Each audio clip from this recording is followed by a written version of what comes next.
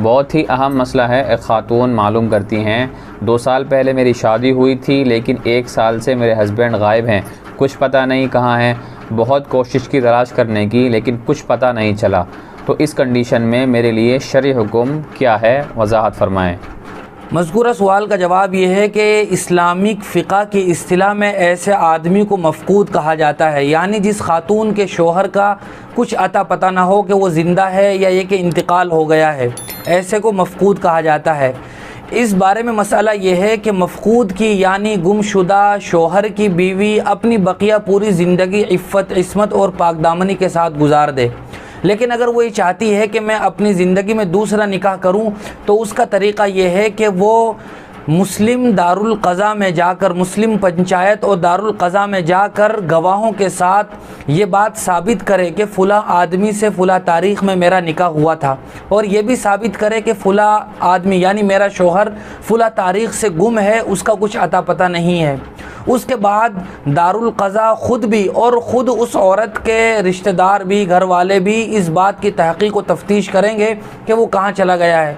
मौजूदा ज़माने में सोशल मीडिया के ज़रिए से, अखबार में इश्तिहारात के ज़रिए से जो भी तरीक़ा मुमकिन हो कोशिश की जाएगी उसको तलाश करने की। लेकिन अगर मायूसी हो जाए कि उसका कुछ अता पता नहीं है, तो वो खातून फिर से दारुल क़ज़ा में जाकर पूरी बात पेश करेगी।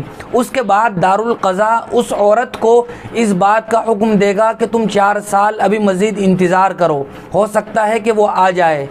अगर कोई औरत इस मसले के मुताबिक 4 साल तक इंतज़ार कर लेती है और उसका शोहर नहीं आता है, तो 4 साल के बाद इस खातून का निकाह मुस्लिम पंचायत दारुल क़ज़ा के ज़रिए से उस शोहर से ख़त्म कर दिया जाएगा। अब ये औरत जिससे चाहे अपना निकाह कर सकती है।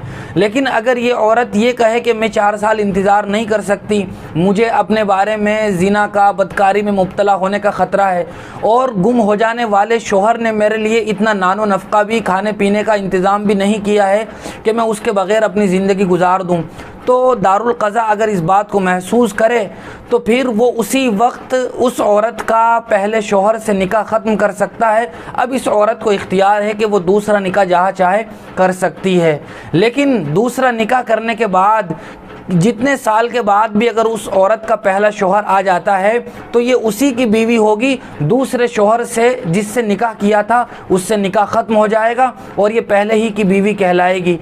हाँ, ये हो सकता है कि पहला आने वाले शोहर ये कहे कि मैं अब तुम्हें अपने निकाह में नहीं रखना चाहता, तो वो पहला शोहर इस औरत को तलाक दे दे। अब ये औरत अपनी इद्दत गुजारने के बाद फिर दूसरी मर्तबा उसी दूसरे शोहर से निकाह कर ले जिससे उसने निकाह किया था। लेकिन अगर पहला शोहर ख़ुद उसको अपने निकाह में वापस लाना चाहता है, तो वो उसके निकाह में ही है। दूसरा शोहर अब इस औरत को छोड़ दे, ये औरत इद्दत गुजार कर फिर अपने पहले शोहर के निकाह में चली जाएगी।